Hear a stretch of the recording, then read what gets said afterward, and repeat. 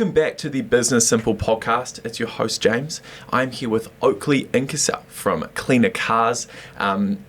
Real pumped about this one. We've been talking about it for a little while. I've been watching you and what you've done. I know you've done a couple of podcasts. I'm sure that we've got some, you've got some really cool things, some stories and stuff like that to tell over the last little bit. Oakley probably goes the best on TikTok out of anyone that I can think of locally from a business perspective.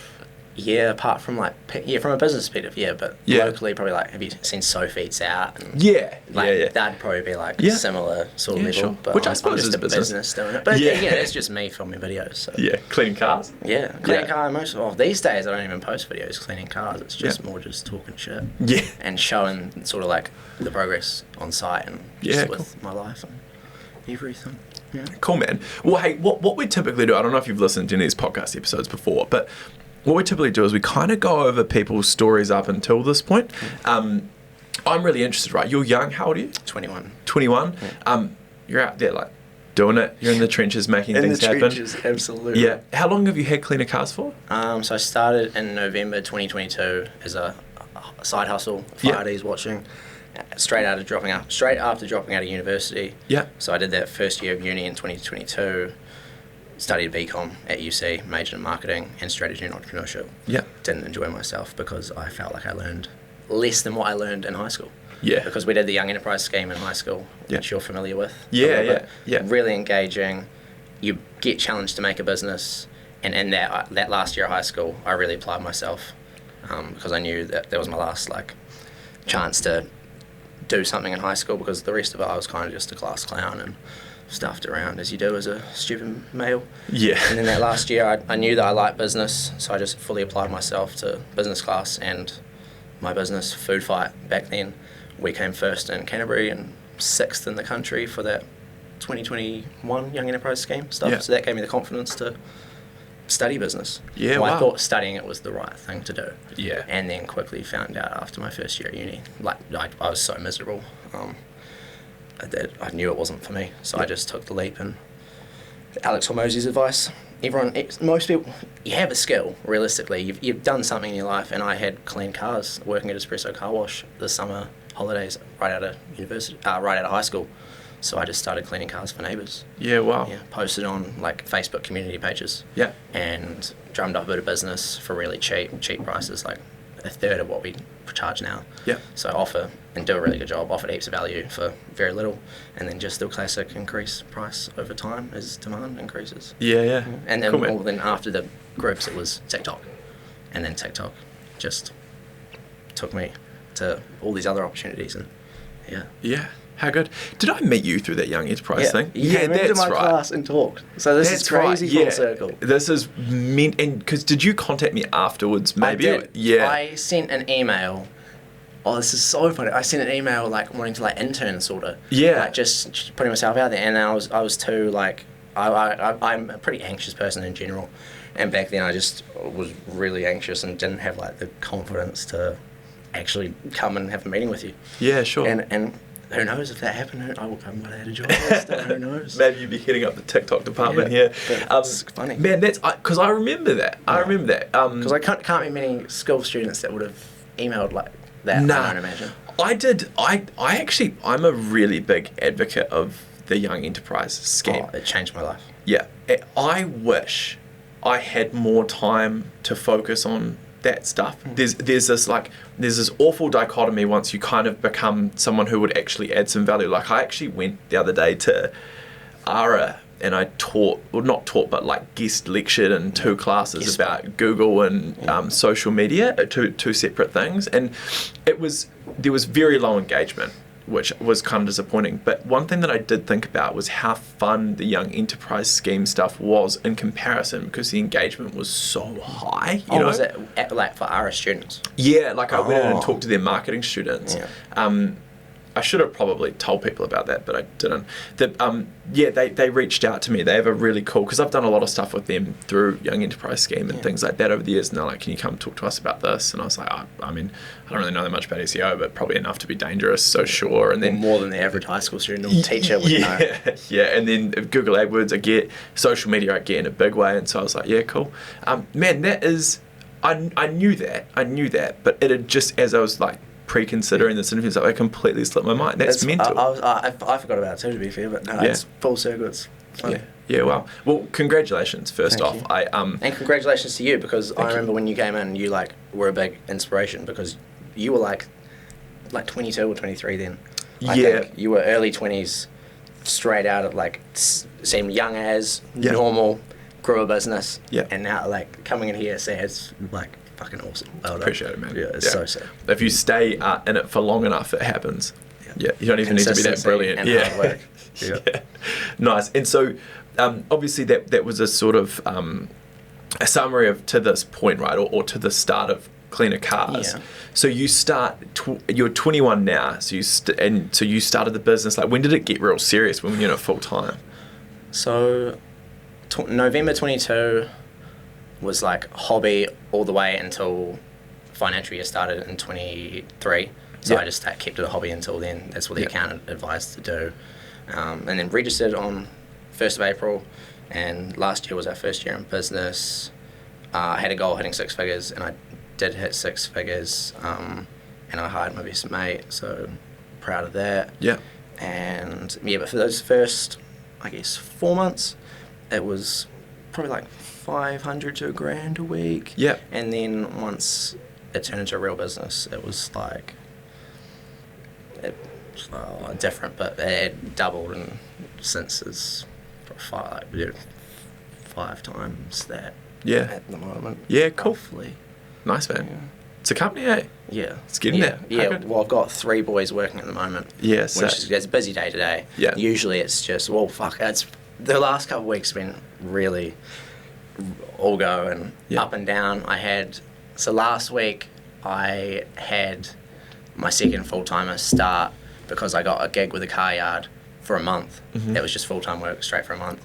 And then after the first 2 weeks, they said they don't need me anymore because their groomer's coming back, which is just typical, the ups and then the downs. So this week's been just paying more for ads. Yeah. The work's been coming in, which is good. I've had enough work for him, and I've also had another guy working today, so it's working. I have been very stressed and overwhelmed, but figuring it out, and that's just what happens. You can't have the ups without the downs. Yeah.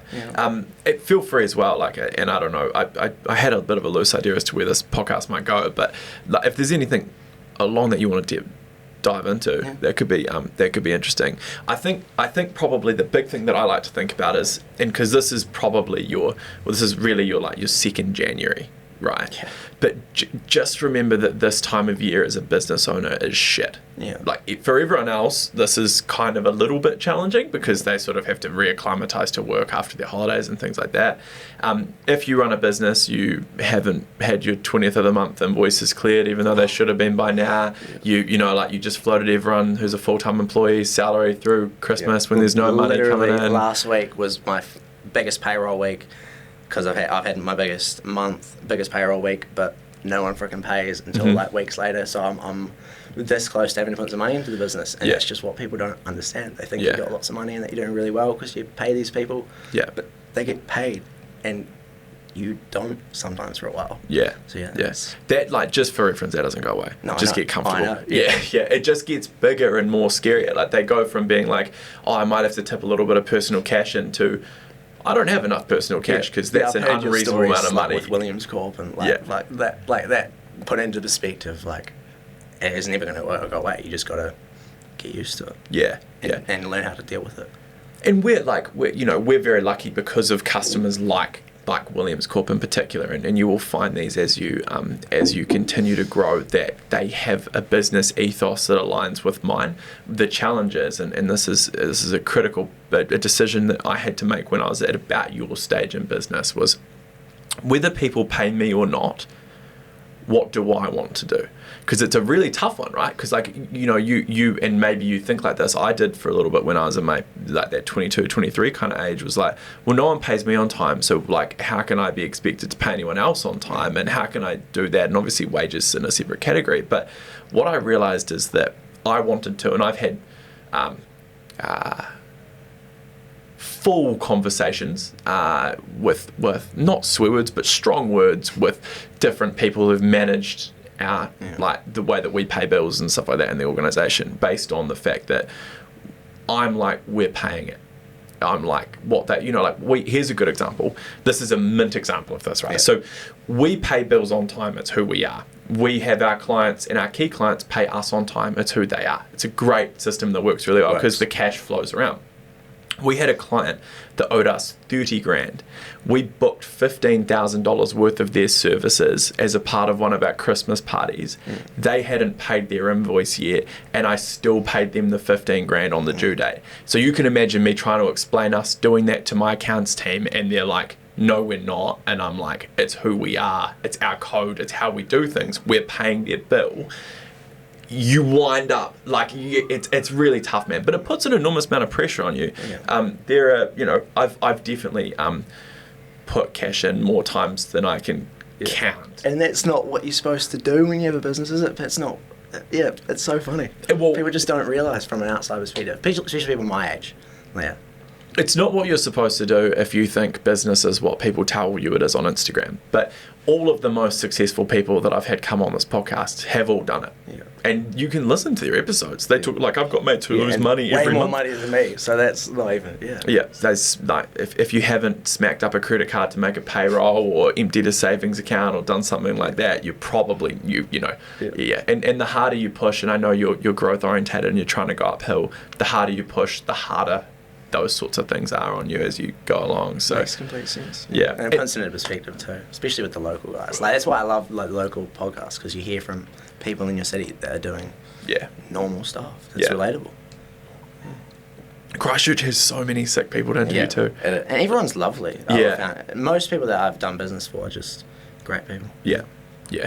I think that is but I probably, just to full circle that off, like January says shit, and so by about March you'll probably feel a little bit more optimistic about the world, and it's just kind of the way that it'll work, and that'll be a never-ending cycle. You might have a nicer cash flow because your business is style than us, but we come in this time of year, we book lots of meetings with new business, we have all these opportunities come through, but none of that really pays us until like March. And so it's just a period of the year where you've hired all these new staff, you've done all these things, no one pays their invoice. It's just the way that it is. But also having the people there gives you that ability to grow. So it's just that trying to juggle it. Well, I can't grow without people. All my business is just trading time for money and hiring, finding the right people. Yeah, for sure. And so you juggle employees and contractors? Is that how it works? It's all just waged employees. Yeah, nice. Cool. So two of the boys. So I've had Jack work for me now, coming up 2 years. Yeah. And I've known Jack since primary school. Yeah. Been best mates with him, and all our mates are still good mates. So it's good. And he's great at his job actually. Yeah. I don't know if he's passionate about it. I think he wants to go into plumbing this year. But he's really good at his job. If you're listening, you're good. You do a great job. Everyone and people love him. He's really smiley. Yeah. And last week, Ricky came on, who I've known since primary school, also, which is awesome. Adds to the story. And Ricky's worked at Espresso Car Wash for like 3-4 years. Yeah. I trained him up when he was there, when I was working there. So it's full circle again too. But the whole boss is not happy that I took him. So. Yeah, it's quite funny, but I don't think he'll be the last one I'm poaching. But. Yeah, and hey, good on him for taking a bit of a punt on you as well. Like this risk. I appreciate him. Yeah, nice.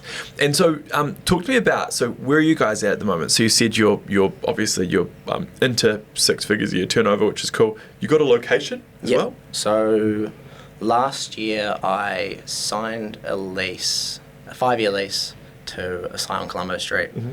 It's very prominent, but it needed a lot of work, and I have been doing a lot of work on it just over all my spare time. Yeah. And it's been I was very naive when I did it, of course. 21-year-old thinks he can get a lease, just do business, just people will come, but it's been a very long journey, and I've learned. Last year was the hardest year of my life, and it was primarily because of juggling, like the renovating a commercial lease and running a business at the same time. Yeah. And managing people and personal life. Yeah. It was just a lot, but it's slowly coming. It's night and day to where it was. It was covered in graffiti. There wasn't even a toilet. There were holes in the floor. Yeah. It was all muddy. spread out 10 tons of shingle by myself, painted the whole building, scraped all the graffiti off the windows, become a builder. It's been really fulfilling. It's been great. At the same time, it's been the hardest year of my life. I wouldn't take any of it back because I've learned so much, and it's so cool. Yeah. I just love being busy. And like how I talked about this on the earlier episode, is like I've never been the person that's understood all the numbers of everything that's going on or anything like that. I kind of just look back and go, yeah, that's all good. That probably lines up with, I feel like, my effort. Yeah. But I love the building. Yeah, the building and the creating something out of nothing. It's it's yours. It's your fire. And if you continue to focus on that, all you need to be is patient, and you'll get there. That's probably the beauty of this. The way this stuff works is like, even if you're completely obsessed with building it, if you're not patient, you won't get there, because it does just take time, and it's hard because you, especially for like, I don't what's the word that I'm looking for? Like, it's like I'm not jealous. Envious? Yeah, no, like it's kind of like the opposite. Like, I look at your generation and I feel for you is probably the thing that I'd say, because like I sit in this hybrid where I had social media and all these people saying about how they did one thing. The current things like these meme coins and shit where people have like a $10 million upside and things like that. And like, you guys you're given so much of this. Like, I started this agency online and now I make 20 grand a month from Bali kind of crap, that it's so hard to understand what's actually involved in building a real company. And the amount of people out there, and this is kind of I suppose what's become the mission of my personal brand, is this whole like, this is the practicality of what goes into what we do. Like, it's the real. Yeah, I finished work at midnight last night. I started at 7 a.m. I have a 7-month-old baby at home. I couldn't even imagine having a kid and doing it. Yeah, it's not like, there's nothing that's glamorous about that. There's nothing. Nothing. It's just one of those, like, I had to text my partner before and be like, I'm coming home and I'm just going to put my phone away for a few hours. I probably haven't really seen you since Sunday. And like, I have, but like, when I'm with her, I'm not really there. Yeah. And like, you can't switch off. Yeah. I was running a team the size of yours, like, I couldn't even imagine. So. Yeah. And the team just gets bigger. Yeah. And like, all you do, and this is the funnest bit about it all you do is just tell yourself that the next step will be better, never-endingly. Yeah. So you're like, oh, it's okay, like, I just hired these new people and that'll make it better. Less stress. It's just going to be the same shit. Yeah. But if you're obsessed with building, it doesn't matter, because like, that's the thing that you buy into as opposed to the profitability or whatever. All that stuff, I mean, from my experience, it comes. I agree. And faster than you think. I've been doing this for 6.5 years and it doesn't feel like it's been very long. Yeah. No, that's the thing. Like, January would have been like the fastest month of my life, but at the same time, it feels so long. Like, it's the way time. It keeps you busy and it's fulfilling. Yeah. Yeah. Nice. And so you got a good team around you? Like, what do you do accountant-wise? How do you manage your payroll? Like, how are you just taking all that on, or what's going on? So I do like all admin stuff. Everything that gets done in the business is me, apart from cleaning cars. Right. And obviously, I hate doing admin. For my whole life, I've struggled to sit behind a laptop. Yeah. Like, focus and stay. I'm actually getting an ADHD test tomorrow. Yeah. For like attention deficit disorder, because I just can't focus, and I think that could be it. And I can't sleep. My brain's just on 24/7. It just like there's a million different things going on, and I can't lock into one. Yeah. And with having a business, it's just blown it into. Yeah, it feeds it. Yeah, and it's made it something like it's a problem now. And if it's under control, I feel like business will be better, mental health will be better, relationships will be better. But yeah, I do all the admin stuff, and now that I've got Ricky, two boys cleaning, and the part-timer who's awesome. He loves cleaning cars and he's good at it.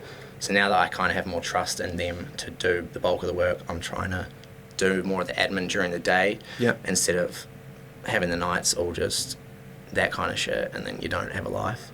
Yeah. So that's what I'm trying to phase into now, and then eventually it'll be hopefully getting my mum doing like the coding in Xero and sending invoices, like bookkeeping, account just stuff. Little stuff. And I'd rather pay my mum because I've got a single mother. Yeah. I live with her. Like, the reason that I have so much drive to do what I do and work so hard is so I can provide for her and my grandparents, because they bought the house that me and my mum live in. They are past retirement age now. They need to retire, but they keep working to provide for us, and I just want to flip it and provide for them. Because I'm now the young one. I can work fucking hard. And you got the juice. Yeah, you got the energy, I've seen them work fucking hard at their age for us, and it does not faze me at all to do the same for them for as long as I can. Just patience. Yeah, that's fucking cool, man. That's real cool. Well, I'm glad, because you need a driver, and that's mine. Yeah, or you could have a really unhealthy one like me, and you just want to stick it to everyone and that sort of thing. So it's like that is a fulfilling, noble reason to pursue like success. Well, the more I've gone along, the ego's kind of like going away. I feel because it's been destroyed by life. Yeah. Especially being in business, you just realise things you else wouldn't. Like compared to some of my mates that are just in uni. They have like 16 hours free a day. They just, life hasn't hit them yet. But when you have a business, life hits you in every direction. It is, and like I don't know what it's like for you. So I left school early, and I never studied. I never did university. I never did anything after, and it was like my mates were at uni, and I was knocking on doors in the rain. Like it's polarizing, and I'm lucky. I'm quite introverted. I quite like doing my thing. Like I can drop out for a year and not care, and that's been something that I've leaned on a number of the 6.5 years that I've been growing this company. But it is interesting the way that you kind of feel a little bit alienated from society at points because you're not following like the beaten path, and like you mentioned anxiety and stuff like that, and I've had a lot of similar experiences as I've grown up, and like that the way that can affect you mentally is really interesting. It can take a really big toll. Yeah, you do feel very isolated. Like, I say to my partner and my mum, like, you just don't understand. And that I don't want to explain. I can't explain because you just don't understand what I feel and what goes through my head. And it's as simple as that. And that's just something that I am learning to deal with. Yeah. Over time. You get better. Yeah. You're just callous. And it's like it's one of those ones. Reps over time. And like that's like the gym that helps you with like life. Yeah. You wind up in this wild spot where you think about the things that you used to find hard, and you just kind of laugh. Yeah. You're like, I can't believe I found that hard. That's fucking nothing. And then you're like, that's kind of sick. That's now how my brain works. But it's just you rewire your brain over time by doing hard shit. And it's awesome that we're starting so early because over time you're only gonna go up. Especially if you're not aiming to retire at 30. Yeah. No. Instead, you're like, I want to work forever. I just want to do it in a fulfilling way. How could you ever retire? Yeah. Yeah. You need stimulation. Yeah. Yeah, for sure. And you become, and this is where you mentioned the ADHD. I think it spills over at some point where like I think about my attention span now because of how many different directions that I'm physically pulled in. Yeah. Like it's not even my brain trying to go. No. Yeah, I have all those things to think about at once. But I've kind of just chosen to just be like, look, the way that I operate is just a part of this, and it's a season, and maybe that season will change. Like I've made a couple of really big hires, and maybe they will take some things off my plate. Maybe, who knows? Or what's meant to be is meant to be. Yeah, that's the attitude that I've had to develop. And nice. It helps. And so when you're like for cleaner cars, you're growing, right? What do you think your path forward from this point is? Like, are you more car yards? Are you car yards are really cheap? Yeah. So low margins, but the consistency and the cash flow from car yards is a great gig. Yeah. Like I always drive into the crossing. They're filled with Euromarks cars and CMGs, which is like all the MGs, BYDs, Jeeps, Maseratis, and while I used to work at Espresso, I know what they do in a week. There's good money in it, but the margins are low on the car yards. Most of my work is customer work. Yeah. My channels are mainly like Google's organic. Yeah. We rank, and Google paid. Yeah. And I'm trying to get into like Facebook ads to sell like high ticket stuff, like services like $500 to $2,000. Yeah. Because then you got more room to play with your leads. Yeah. Your cost per lead, obviously. But yeah, mostly it's just organic, Google, and social. Yeah. Yeah. A lot of awareness from social. Yeah, and because you do, and we spoke about this briefly, so you've obviously done a really good job of TikTok. Yeah, somehow. Like, talk to me about, because that must be, I mean, I would have posted 1,000 pieces of content on the internet and nothing's gone viral. And I'm okay with it because I don't really I'm more about the process than anything else. But like, what's it like starting documenting stuff and then it going big like that? Honestly, it's so before I had Cleaner Cars, I actually had a viral social media page before. It was called NZ4x4 Club, and I did it throughout high school alongside like the food fight business at school. But I just posted videos and photos of other people's like trucks, and I made edits of them and grew that account to like 50k. Yeah, right. Because you get the odd video that would blow up for like 1 million views and a couple hundred here, 10k like consistently, and it just, the views went up. So I just knew, well, I thought that, okay, if I can do this with random videos of people's trucks, surely if I just keep the consistency up and apply what I've learned by doing, like, I would have made hundreds of videos of that, which is a lot of time invested. And I've done that before. I can invest my time again, but actually this time it's me. Like, it's not going to go anywhere like that. Like, people aren't going to forget about NZ. It was NZ4x4 Club. People forgot about it, of course. Yeah. But over time, like, if I don't stop making content, if I start now at 19, when I'm just starting my business, and then keep going for like decades, who knows what I'll do. People won't forget it, and it's going to be really powerful. And I thought that, and I just started making videos. The first video was me cleaning my mum's car, acting like it was a customer's car. So this florist came in, she wanted her car cleaned, filled with flowers, and I just filmed like me cleaning it, and then I just did that with lots of cars. And then I think the first video that blew up was like December. It was just before Christmas, December 2022, and it was more of a video. It wasn't a cleaning car video. It was more of me. It was, should I get it up or? If you want, yeah, sure. It was me. Got 500,000 views. It was my first video to blow up, and I remember like for the month I was posting, I was just like thinking, oh, I need it. I know a video will blow up. It's coming. Yeah. And then it finally did, because I saw on my phone, I got the notifications, and they just kept coming, and it was like I was just refreshing the phone, so I was hooked. And it was this video. And I just started my own mobile car delivery business in Christchurch. I went to uni and absolutely hated it, so I decided to start a business and be my own boss. Working for myself means that I get to choose my own hours, and I'm bringing in over $1,000 a week, only cleaning 1 to 2 cars per day. Follow to keep up with my journey of creating. That was it. Just saying I'm a 21, like, first being relatable. I'm a 21-year-old New Zealander, saying what I do, showing what I do, being normal, and then keep up with the journey. Yeah, sure. Yeah. And so what I like about this, because even from my perspective, I like that you didn't, because the general market perception will probably be that you just like tripped and fell and blew up. No. Oh, I was trying. And I was trying with the car cleaning ones, and I thought, like, most of these videos are being seen by people in New Zealand, not by people that are interested in like cleaning car video. That's a whole different like demographic. But what do New Zealand people want to see? Like, if I saw a young guy starting a business in Christchurch, I'd be like, whoa, what are you doing? I want to learn more. And then I just kind of was, I wanted to come across naive, and like I didn't know what I was doing. And I think because it's a part of the shtick, right? Yeah. And that's fucking and cool. It worked.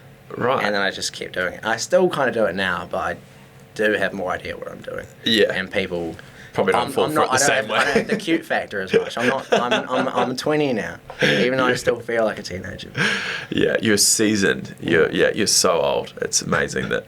So, okay, and so you have this video blow up. What do you do from there? You just keep firing. Yeah. Yep. So it was just.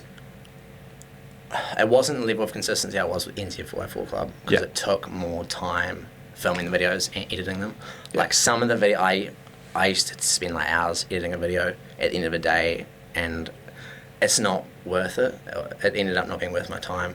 So now I just film myself just talking and showing normally. But the videos where like the fast-paced editing, they do better.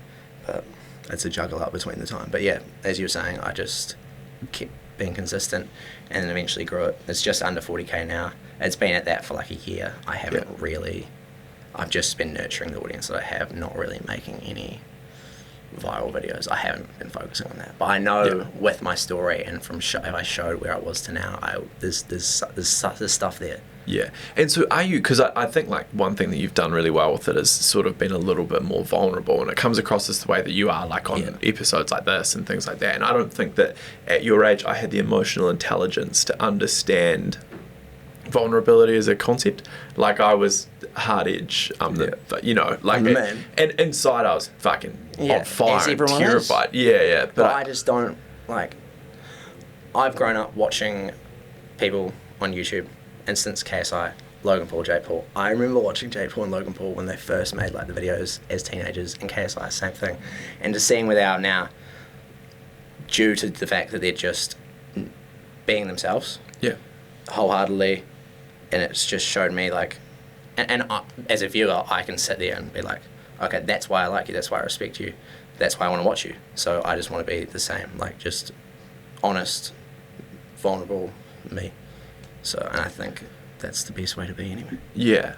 You get organic content to a level that I didn't expect you to get it. The amount of content that I've consumed over my life has, and just, I'm a very analytical person, and I like some people would watch a video, I watched that video, like, or not even really think that I watched that video, they just mind-numbingly sat there. Watched it. Yeah. Do you think about why you watched it? Yeah, or what they did well. Mm-hmm. Like, there's so many videos of, like, entrepreneurs, like, young entrepreneurs, like, their stories, and, like, I've just observed what they've done, how they tell this. It's a lot of it's storytelling. Yeah. And that's probably one of the things that I did well on TikTok that no one else did. They didn't tell a story. And over the whole, when you zoom out over the years, that is a story. Like, someone could go and look at my first video and see me as a child cleaning my mum's car, to now I have a lease and 3 employees. It's insane. And it's always going to be there. Like, it's evidence. Yeah. Yeah. That's crazy. Yeah. I didn't know that this conversation was going to go down this path, but because I think like my approach to, I've only recently adopted the concept that personal branding and organic posting and things like that is a really... You just never even considered it. I never considered it. But that's because I was too busy paying the ROI money hacking game, which is your business. And it made us. It made us. And like, you know, we have $1 billion, north of $1 billion of attributed sales to ads we've run, which when you say out loud is like, what? Due to spending money on ads and then getting a direct return on investment. Yeah. Tracked attributed sales. So, but... I view paid the same way you view organic. I just only now started viewing organic the way that you've been viewing it since you're 19. It's a much longer game.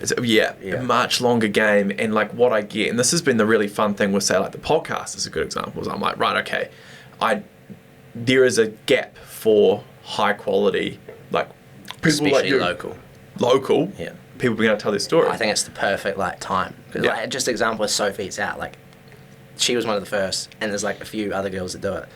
But now everyone eats food and tries it and shit like that. And there's Christchurch Review Girl, like she gets paid to do all these things, gets paid to eat.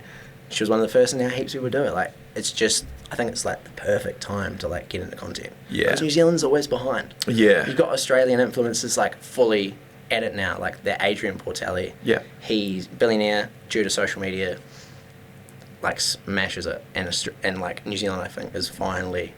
We're not there yet, but it's getting there. Yeah. And it will. And so why not be early? He did build an Exeter tech business in Silicon Valley. I don't know if you've looked up his backstory. Yeah. What, before LMCT? Before LMCT really? Plus. Yeah. I didn't know that. Yeah. From what I understand, and I've done a limited amount of research, but I kind of ran the numbers on this thing backwards, and I was like, that doesn't add up. What's the go behind here? And then I was like, that adds up. Yeah. That adds up. Makes sense. Yeah. But also, like, there's not many people better at social media than him. No. And he's himself. I like that, like, those people broke into his apartment and he, like, fucking found who they were and shit. Like, he's real himself. Yeah. Have you seen Whistling Diesel? Yeah, I love Whistling Diesel. Just himself. And that's the thing, like, the power of the internet. Yeah. Isn't that awesome? Yeah. And because I like cars, you're probably the same as me, like Matt Armstrong, Whistling Diesel, all Matt those Armstrong, guys. All of a sudden, just out of nowhere, blew up. And fucking, just because he's himself. And he does a really cool thing. Story with his dad, like, his dad's into cars, that's why he's in the car. And people love it. It's just a story. Yeah. Yeah. Right. Okay. That's interesting. So then, I'm like I said, I'm very impressed by everything you're saying. Just for reference, especially like there are people who are professional marketers who don't understand the things that you're talking about right now. I love marketing. Yeah, I do love social media, and I do think often about my opportunity vehicle and the fact that I am growing a service business that is very hard to scale operationally, and my expertise or like passion is more in the marketing and social media side of it. Yeah. But this is the opportunity that I've got in front of me, and I'm just throwing my everything into it because that's as you should. Yeah. Exactly. And the thing about marketing, man, is like it's never going to go away. No. And the platforms will change, but the theory stays the same. I started out selling radio ads. I've knocked on doors. I've done all sorts of stuff. Same game. And that's why I'm just growing the personal brand, doing this, and then hopefully over my whole life, the personal brand will always be there and be good. Well, it has to be because it's the personal one. Exactly. Yeah. It's really cool. So, if based on what you're talking about, then let's say someone's listening to this and they're like, "Holy shit, this Oakley guy's so smart. I need to start doing what he's doing." What are the first steps for them with their personal brand? Be personable. I think a lot of people are just trying to be like someone else they saw and doing what they do. But I think being unique and personable, honest, raw is the best way to go, and I think the storytelling side of it is the most important aspect. Like, people aren't going to watch, you're not going to blow up your personal brand. For example, Graham and Sam, they're not going to blow up their personal brand by just posting the real estate videos on their personal accounts. They'd blow up their personal brand by filming what they do every day and telling the world about it and documenting it on a platform that's the highest ROI, like TikTok. Yeah. Like, when I actually started renovating the building, I bought a camera because I was going to start being a YouTuber, and then I filmed all this content, landscape, and it just stayed on the SD cards because I didn't have the time to get it off the SD cards and edit YouTube videos, and I wasted that potential because I thought YouTube was the best path because you can make money on YouTube, but I should have just stuck with the TikTok and just grown the brand on there because it's easy to get those views. It's easier on TikTok than it is on YouTube to get 1 million views. That's fucking sure. Yeah. Right. Okay. Interesting. And so and obviously I'm a big advocate of the portrait short form content thing as well, and it's becoming a bigger and bigger service that we do. How have you gone? Obviously, the business has grown. Do you feel like it's gotten to a point where you've been able to attribute sales or anything back to it? 100%. Yeah? Yeah. Well, like, walking on the bridge. So we're on Colombo Street, if you don't know, one of the main streets in Christchurch. Bridge goes right over top of us, and we clean like under the bridge too. So if you walk over the bridge, you'll see us. So I have people like yelling out, "Clear the cars!" like shit like that. And when I park up at petrol stations, "You're that guy off TikTok." So not attributing sales to it, but the awareness is there. I know I have been seen by 800,000 different accounts in New Zealand, which is crazy when New Zealand's got like 5 million people. Yeah. But I have attributed sales to it too. Like, I got into a good habit now of asking everyone, "How'd you find us?" Which Jack and the boys don't do, but I do. Yeah. Because I like knowing, and it's given me a general awareness. And when I was posting more, I noticed that it was a lot of TikTok. Yeah. But these days it's more people saying, if it is TikTok, it'll be people saying, "Oh, my friend said they saw you on TikTok." Yeah, or something like that. So it's word of mouth, but the TikTok fuels it, so it's cool. But also Google, and mainly Google. Because you'd admit like it's a high search. It's high search. Google's a low hanging fruit for it. It's fucking awesome. Yeah. Google's sick. And so so you run those yourself? Is that I do everything. Yeah. I made the website. Nice. I make all the videos, make all the ads. Done all the SEO. Updating the SEO. Yeah. Nice. I love it. Yeah, cool, man. That's sick. And so, what do you think, like, throughout this year? What are the things that you're focusing on in terms of your next steps and how you continue to grow, and what are your goals? Like, what's the play for 25? 25. So the way I'm thinking about it, 24 was my setup year. 25 is just going to be the year where I just push. Like, I didn't know Mark. I spent like maybe $5,000 marketing last year. Yeah. And this year I just want to just spend more, advertise more. I need to get signs up on Colombo. I've been putting that off. I've had issues. I was supposed to get a big billboard on top of the building. I shouldn't have tried to do that myself because I did a terrible job at it. It didn't work, and then I tried the next way. It didn't work either, and then I just got pissed off and gave up with it and put it on the back burner for a while. As I have done with a lot of things there, I've been a bit all over the show looking back, but hindsight. Yeah. And that's why I'm getting tested for ADHD because I'm That- all over, but everyone's all over the place. It is also just the byproduct of the DIY thing, right? It's Yeah. like sometimes things go mint, sometimes they go shit, and like there's a time and a place for that. There's a time and a place for not, and it's just varied case by case. just right? learning. So you I'm tried to having fun. build a billboard on the top of the Yes. Oh, so going into detail, first of all, so my mate, he's an apprentice. He was an apprentice builder. He maybe had like 4 weeks as an apprentice before he was on ACC. yeah. So, shambles. Shouldn't have gone with him. So me and him did that. We first of all, it was like a wooden billboard frame that we built inside the building, and then we tried to stand it up, and we realised it was like fucking hundreds of kilos. Not gonna get that on the roof. So took apart the wood, and then my next idea was 2 like metal poles, and then putting the canvas banner in between the metal poles. That didn't work either. It's like a sail. Yeah, it was a sail. As soon as we tried to get it up, we nearly got blown off the building, which was fucking... You learn things. And then after that, I was just like, nah. So I sat on top of the building for maybe a month, and then I finally got it down, got it off the metal poles, cleaned it up, and now I'm waiting for another mate who is actually a good builder to just build a frame up there, like a normal frame, treated wood and plywood backing, and then just glue the banner onto that, and then it will not fucking go anywhere. And then I can put a new banner on there easy as. So Yeah. I'm going to have 2 of those facing each way on Colombo on the roof. I need more signage on the building. Fuck, signage is expensive, man. Yeah. Yeah, so it's just slowly going. And I'm doing it as I grow, so profits as they come in, I spend. But I might just put some money into the business to speed up growth if I evaluate that's the right decision. Yeah. But yeah, goals 2025, prominent signage on Colombo, capture as many of those 10,000 cars as possible. Yeah. I've got 1 Cleaner Cars sign up, and I'm getting like a couple people pulling a day, which is still great, for not really any physical advertising.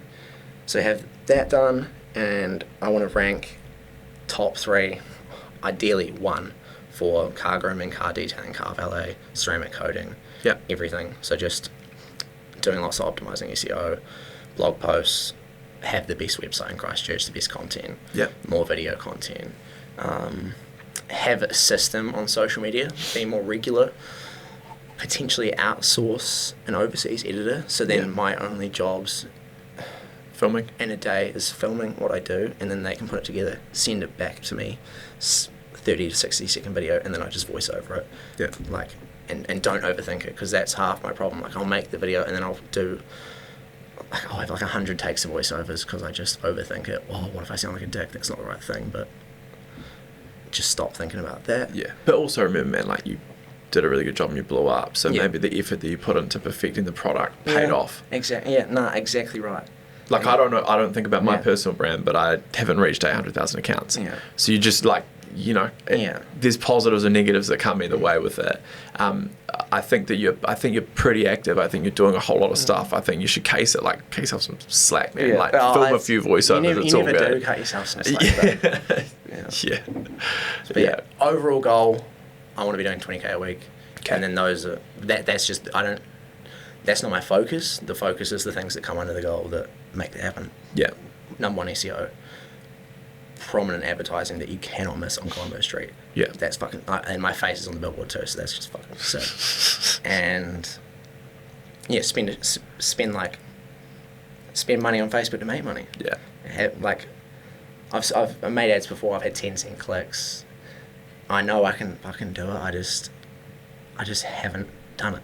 Yeah. So get that aced up, and and then as those marketing channels, the fire for it, operational problems arise like staff. So obviously grow the team with that. To do 20k a week, I would need. I was going to ask how many guys you need to do that.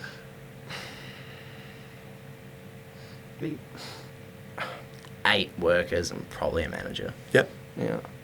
And then obviously stop doing the bookkeeping and the shit that makes me unhappy. Yeah. Turn it into more of a real. Another goal this year, not financial wise, is to be able to leave. Like I want to. I've got a family holiday in Aussie for a week. I want to be able to do that and have shit go smoothly, or as smoothly as possible. Yeah. And then my missus is going to America for a couple months with her family, so I want to be able to go over there for a month with her and just clock out for like at least a couple weeks. Yeah. Yeah, just have some freedom. It'll come. Yeah. Yeah, and the thing, I mean, and I don't know how long you've known of me or what, but like my first 3 or 4 years of business, I didn't go away. No, I know. There was, like there was no, but then I've really made up for it. Yeah. Like I did like Europe and Vegas in the same year, plus a Bali trip. Like I've made up for it in a big way when the time came. Yeah. What's meant to be is meant to be, but that's a goal. I think as long as you have something tangible and measurable you're working towards, you'll be fine with it, right? Like, and that's it. Like I used to, everything that I wanted and all these goals used to be like just floating around in my head, and as soon as I got them on paper, and like what they say, as soon as you write things down, you're like 33. It's either 33 or 66% more likely to achieve it. Yeah. So as soon as you have those goals down, you know what you can work towards. Like I wake up and I see those first thing every day, and when I've got time not cleaning cars or managing people, that is where my that's where my brain goes. So, yeah, that's gonna be my focus for Nice. 2025. Nice. Your Facebook thing, you've got to go high value services. Yeah. Ceramic coating stands out. Yeah. Have you heard of ceramic coating? Yeah. Yeah. Yeah. So like, yeah, Avid, you know Avid, do you? Yeah. Yeah, they charge like $1,500, $2,000 for ceramic coating. Yeah. Which you can make some good hourly rate on. And I also, I want to get into PPF. Yeah. And wrapping, tinting. So ideally, just not. I'm in the process of trying to wrap my truck myself, which is not very fun, to be honest. So I'd like to outsource that either to some contractors or some in-house people. But yeah, that's another higher ticket service that we could go into. Yeah. Yeah. There's ways I see the business could go. You could go the cheaper, quicker car wash route, High volume, which is more espresso car wash. Like they turn through 50 cars a day. Lincoln Road's the busiest car wash in Christchurch, according to their marketing. They do like 50 cars a day. Yeah. 5 to 7 grand, and yeah, that's a lot of cars to like 150 buck average order value. That's less than we are now. So why would I want to go down from now when I could do some different services and go up? And there's a lot of guys that do what I do online that I can learn from. Yep. That start detailing cars mobily for cheap, and then they go into the paint polishing and ceramic coating stuff. Yeah. Does make sense, eh? Yeah. Or it's just hourly rate. The better hourly rate you can get, the more you have to play with. What like, and I mean, I'm completely wrong in saying this, but the thing that we've always done is never price based off an hourly rate, always price based off an outcome. More value to be perceived. Yeah, and don't get me wrong, like I look at some of the stuff at the end of months and I go, our hourly rate is shit. And like there are accounts that pay us a lot of money. Yeah, but like, and usually it fluctuates month on month. Like there'll just be a month of tough and then a month of easy and but I think that you like the one thing that I would implore you to consider, and this is just as like a part of my current, I don't fully even understand what I'm saying, but this is something that I'm considering at the moment that's really interesting, is with say like the Facebook thing, for the higher ticket lead gen, like no brainer, absolutely, that's a sick game. And once you can figure that out, that's real cool. There is also a void that's been left behind, say like your radio, TV, those sorts of ads where brand awareness is still real, and from a company perspective it still exists. And so where I see a lot of, and like I'm guilty of this at points, is I go like all personal brand or all company lead gen, and there's this huge void in the middle which is like brand awareness for cleaner cars and people knowing that you exist and you're an option, just being at top of mind. And paid like an impression across Instagram and Facebook is cheap. Fuck yeah. And that audience, especially when you go Facebook and you go like 40, 50 plus, That's the audience I don't get on TikTok too. Yeah, you don't get them on TikTok, and they have the money to spend on getting a really good job done of their car. Engage with it too than young people. Yeah. So I like working for companies with that target demographic because I know how easy it is to get results for them because they consume the content in a way where it's easier to get cut through. You don't have to attribute every dollar of marketing you spend back to ROI. So like creating a series of, and you've got a lot of skill here, like creating a series of videos which can be, they have a square version and they have a landscape version and they probably have a portrait version as well that really show off your business, what you're about, your ethos, that sort of thing. And then just spending money, and it might be like you might chuck $500 a month at a video views campaign or whatever it is. You're talking about 10-cent clicks, that's mint. Have you ever seen 0.01 cent video through plays? Because that's crazy. Yeah. And we do a strategy like this for a client of ours, and I can't speak too much because we have clients we can talk a lot about results, clients we can't. Yeah. But they sell a high-end vehicle with a retail price of mid-100,000s. And we ran lead gen for them because that's the shortest path, right? Like you find people who want to buy the expensive car and match them with the salesperson and let the salesperson do the thing. We couldn't get the right quality of leads. We couldn't do all this stuff. We shot a real cool video with one of the guys one day, and then we put it live and we went back in for a strategy session a month later, and they'd sold 11 of them. Oh. And I was like, hold on, that's like mid 1 point something million dollars, like probably pushing like 1.8 million dollars of transactions. And they were like, yeah, it's going real good. And I was like, yeah. And they're like, it's cool because the people physically come in and see us and they say, I saw your video here and now we're getting these outcomes. And you're like, oh, I didn't know we were tracking that. That's ROI, but it's in a way where you're also, it's more brand driven, like it's product driven, it's educational. It's like someone walking through and being like, here's all the features of X. This is why you should buy it. And if you want to look at one, here they are, come see us. Well, people don't like to be sold to. Yeah. So if they're seeing a video of a cool thing, they don't feel like they're being sold to. Then, oh, I want one of those. Yeah. That is like it's literally it's essentially our only strategy for them. And like we've done campaigns, there's a number of facets to the business, and we've done campaigns where it's been so good that the nationwide supplier of the vehicle they sell has then mimicked our campaign and rolled it out as a nationwide campaign afterwards because they outsold a certain vehicle type, they outsold the entire country just from their one place in Christchurch 1 month. And so you go like, that's an interesting thought pattern to go down. And it's cool when stuff like that happens. It changes, Real, like from the guy who was like buy the cheapest lead for 3 years to run the video ad and just see what happens is a big, it's a big transition to go through. Yeah. So I think that there's probably something in that fit where you got some skill set, like that market's real. And they don't care if your car cleans $180 or $250 or whatever it is. I've never actually promoted a video, like a sort of naive looking video on Facebook. Like I've only done it on TikTok because I don't want to come across unprofessional. Yeah. But maybe it would be, if I do it in a way that was professional, also at the same time leverage the age. And leverage the fact that you're you. The heartstrings. Yeah. I'm out here getting after it. I promise you I'll do a really good job of cleaning your car. I'll respect your property. I'd love for you to come and see me. So like, we'll see how that goes. This is where shit gets real wild, right? This is my ultimate combo of it is then you can run retargeting ads based off video consumption. So you set up a minute-long video that you put out talking about, hey, I'm Oakley, and 5 seconds long. Everyone who watches 30 seconds or more, hit them with a product offer. Everyone who watches 45 seconds more, hit them with a better product offer. Everyone who then sees the product offer and engages in it but doesn't purchase, run a testimonial to them so they know that you're the real deal. And you do, like, you can build out a funnel off the back of those videos. We do a lot of work like this, Do you think I'm missing out on a lot of conversions not retargeting any website traffic? I thought so too. Probably an amount that you would feel sick if you understood the number. I know, because I think about it, and all these people coming on Google, they want to find the best. Oh, yeah, sometimes the cheapest. Paid search too. Oh, yeah. So they want to find the best, they want to find the cheapest. They'll click on my website, might have it browse for 30 seconds, click on someone else's, and then they'll forget about me. But with the Facebook ads, if I retargeted and then kept top of mind,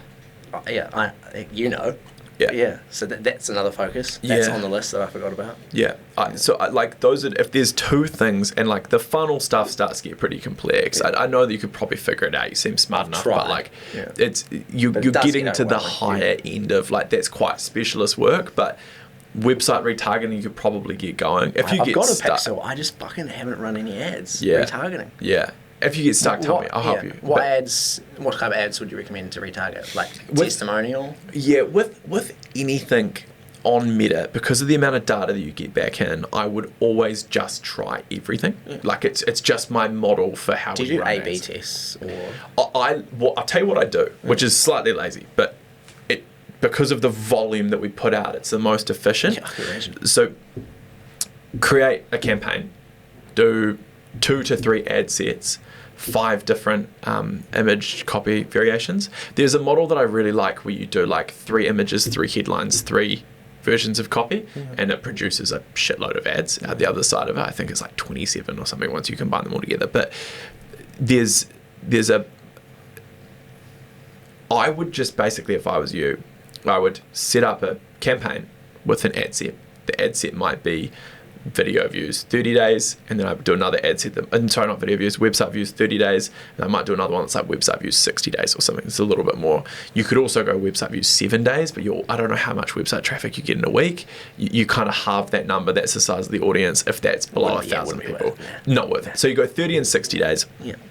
I'd just run 5 ads under both ad sets. That'd be the same 5. So I'd use the same 5 ads to both the different ad sets.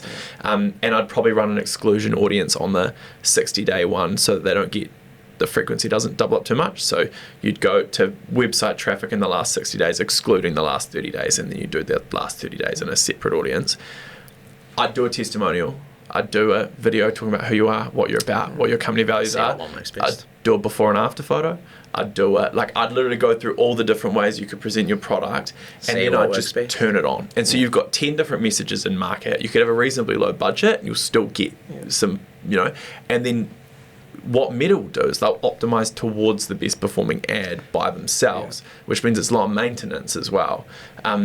This is like, that in itself could really help, like, because it's presence across a really relevant audience, and they've actively gone and found your website and all that sort of stuff. So it's worth talking. And I to don't them. think there's many. I don't think anyone in my industry retargets.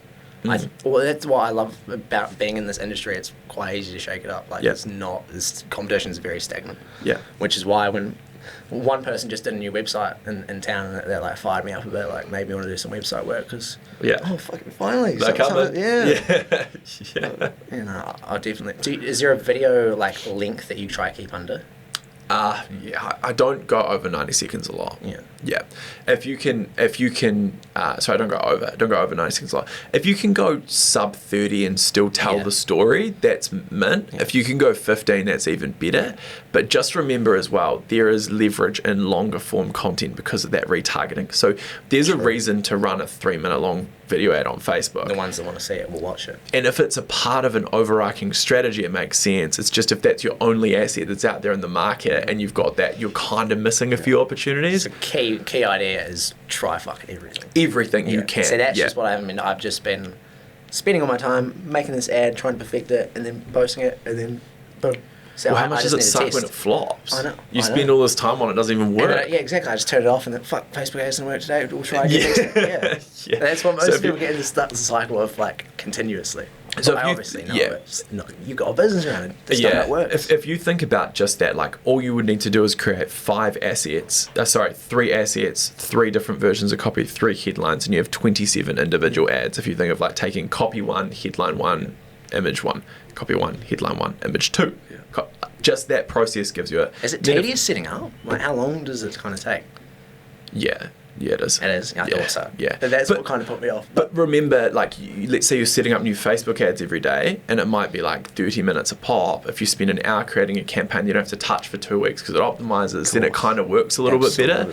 And then, like, you could run multiple ad sets underneath that as well. So you could do, like, men under 50, men over 50, same with women. And then you're getting feedback on what audiences appeal to you the most. And now all of a sudden you've got 100 and something messages. I've always kept audience just Christchurch in general because something in my brain just Christchurch is so small enough as it is. Everyone owns cars. I'm wasting my time like segmenting it down, like Because you can target like Miravail, can't you? Like, we can go a lot more specific exactly, than that. like, Yeah. fuck. Yeah, I just think like, surely, yeah, I just haven't really thought about it, but Here's a it's wild huge, isn't concept. it? Do you have so you know how in Xero you invoice all of your customers, right? So let's say you've cleaned, and this is just for a guess. So you did 6 figures, I'll call it 100 grand because I'm bad at maths, last year at $200 a piece, which would be what, 500 vehicles? I couldn't even tell you. Okay, let's just say for the sake of my maths, and it's late on a Friday afternoon, I haven't slept a lot this week, but so that's 500 vehicles with 500 individual owners, and you have all of their email addresses and phone numbers.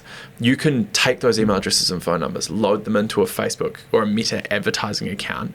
Meta will find their Facebook profiles. Oh. You can run ads directly to those people. Then you can also tell Meta, I want People like this. 10,000 people like this to run ads to as well, because they're similar to my current customers, so it's reasonable to assume they'll like me and my business and what's going on. So like all of a sudden now you've got a lookalike audience, you've got a past customers audience, you've got website 30, website 60, and then like people are interested in cars, and then ages.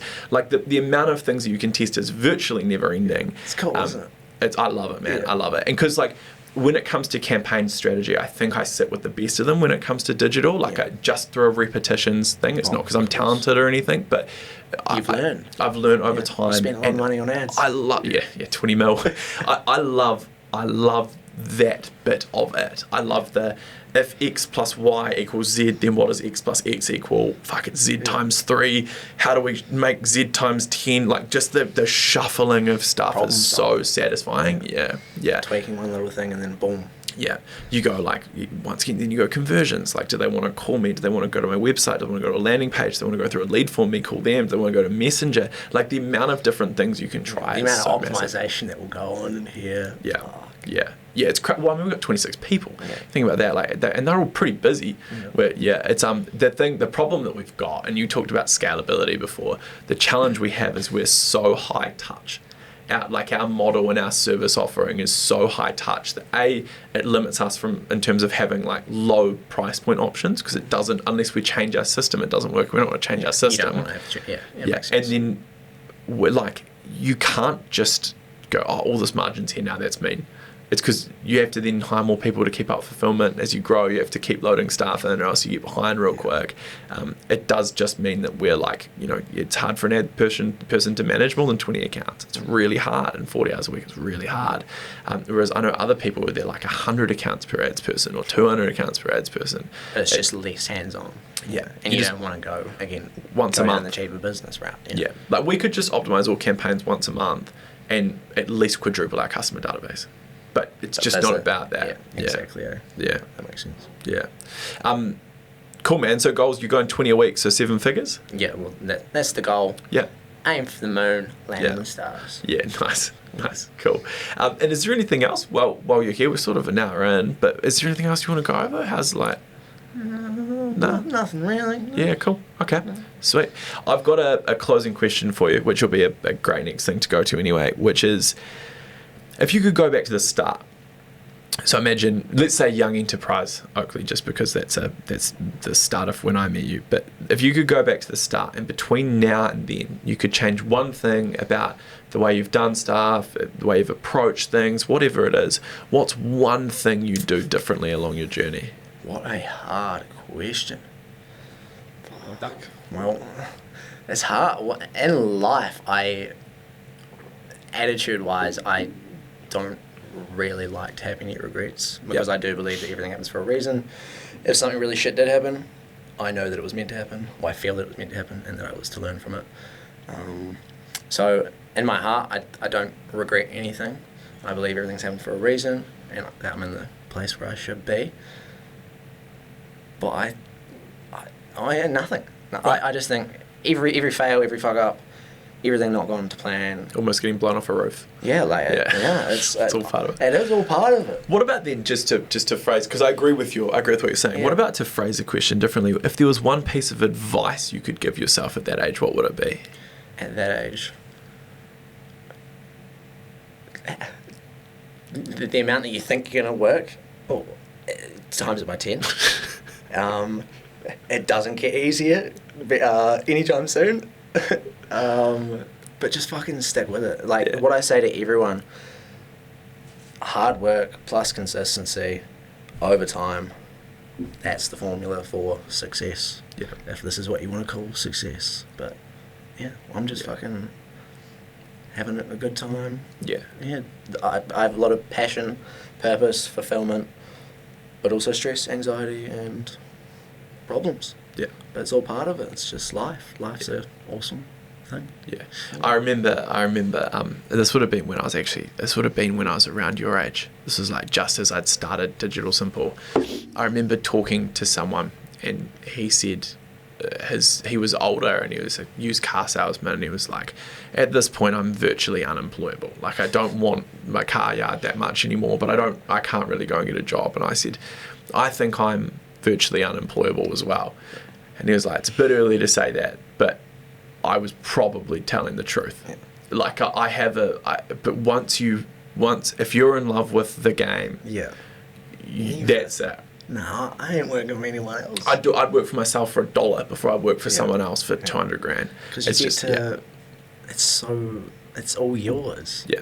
And you get to build and create and do what you want, even though you don't kind of get to do what you want. But it's not what you want, but it is what you want. Exactly. Yeah. It's people. It's hard to like today, and all the time. People, how's business? It's such a hard. What do you want me to? What are you really asking? What do you want me to say? Because if I told you how business is, such a long-winded question, but I just tell them, business is good. I'm loving my life. You got to do something. I'm fulfilled, but yeah, it's just what it is. Like, everyone's got their own life, and I think to sum up, anyone watching my age or anyone in general, comparison is the theft of joy. If you compare yourself to anyone your age, similar path, whatever. Well, most people that you're comparing yourself to are nothing like you, in fact, because you're you. No one's had the same experience as you, but you should just compare yourself to the past you and focus on that only. Like, and shout out to Graham, shout out to Sam, shout out to Ben. Like, they're fucking killing it, but like, it fucks with your head when mates your age are getting Porsches. Yeah. But it's fucking, it's insane what they're doing. Like, yeah. But they are. Obviously, I'm in business with Graham and Sam. Yeah. And like that. But you just can't help but have it fuck with you. Like, it's nothing against them at all. They're fucking killing it, but it does just fuck with you. Yeah. And just seeing all the kids online. Yeah. Like, they aren't really. It's not real life. The thing I'll say about Graham and Sam is because I've known Sam especially for a really long time. They work fucking hard. Man, Yeah, they I know, work. I know, Like I know. that was the thing when I first approached them, because I sort of went to them and was like, look, I'd really like to talk to you guys about this. And when I first approached them, I was like, the thing about this that I get is like The people. The people, the way they do things. They're gonna do it. Yeah. And they get a little bit of expertise and a little bit of leverage and stuff like that out of someone. They're forced to be reckoned with. Fuck yeah. And I think they like as well that they have someone that can give them the leverage that's also like, I'll fucking get down. Like, if you need, you're very like, similar people. Yeah, and so that, like, I think that's where the fit is nice. Oh, absolutely. Anyone would have been lucky to jump into business with those guys. But I think the thing with us and them is like, it's all been so, everyone's just trying to pour as much value into it, and we all just want to go. And there's so much benefit to everyone. Like, I love the way they are. Graham's like, I just made this cold call and got this thing, and it's going to mean all this. And I'm like, man, you're fucking crushing. Like, you don't need to be making cold calls still. And I'm like, well, I'll ring someone. I'll get us a client. I don't even know what the goal is with video and real estate. I'm like, yeah, man, I can sort it. And fires you up, and the young people around giving you the energy. I think that I will take something from that is hard to put value on, which is that reminder of what I was like at that age. I think that they're very unique and very cool. I also think, I remember being you, I had friends, not when I was not much older than you, that were a couple of years older than me, that were like absurdly successful. Like, I mean, like, we're talking when I was like 23, 24, that were maybe my kind of age now, like 26, 27. That you compare yourself to, which you should. I compared myself to, but that was like, there was no way. And like, but I'm now extremely good friends with them. But like, I like, man, like, just like, and they're so transparent and honest with me. They look at my P now, and I'm like, what? Like that a month is like an absurd year. Like what? Like just, and so you like, as soon as you sort of lean into it and you kind of get past that, everyone's just on a journey and doing their thing. Everyone's on their own journey. It becomes real cool. Yeah. Yeah. Exactly right. Yeah. Exactly. Cool, man. Hey, if someone's listened to this and they like what they hear from you, if they want to get a car cleaned, where should they find you? And if they want to follow along with your journey, what should they do there as well? If you want to follow along with the journey, I would recommend following me on TikTok, cleanercars.nz, or following me personally on Instagram, Oakley Inkersell. And if you want your cars detailed by some of the best in Christchurch, get in touch or check out our website first that has all the packages and pricing, and then either give me a call, text, email, cleanercars.nz. Cool, man. Hey, that went wildly differently to how I thought it would. I really genuinely think I learned something about personal branding in there, which I'm quite a big fan of. So I really appreciate your transparency and openness to share. And yeah, man, that was killer. Thank you so much for your time. Thank you. I appreciate it. Cool. Hey, if you've listened this far, thank you so much for listening. I really appreciate it. Make sure you give us a follow across our social media channels. Follow us on Spotify. Check us out on YouTube. You can watch the video on Spotify, but obviously it's a little bit easier on YouTube. I watched the video on Spotify. Yeah, it's midday. I didn't even know you could do that until I saw yours. Yeah. David needs to get onto it. Yeah, he does. He has all the camera stuff. Yeah, but aside from that, we're going back to a far higher posting frequency. We're really going to bring it this year from a podcast perspective. So stay tuned for a whole bunch more. Thanks again, Oakley, man. That was awesome. No worries. Thank you, James. Thanks, guys.